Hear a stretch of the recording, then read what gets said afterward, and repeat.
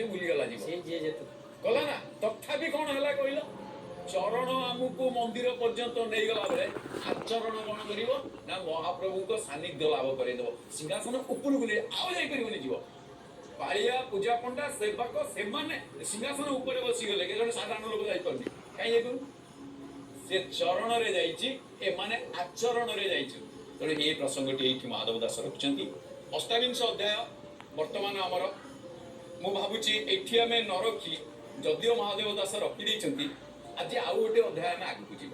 आज संध्या 6:30 मनुष्य केवल एक कलि जुगर नुहे प्रत्येक जुगरे एभली घटनार दृष्टांत अछि।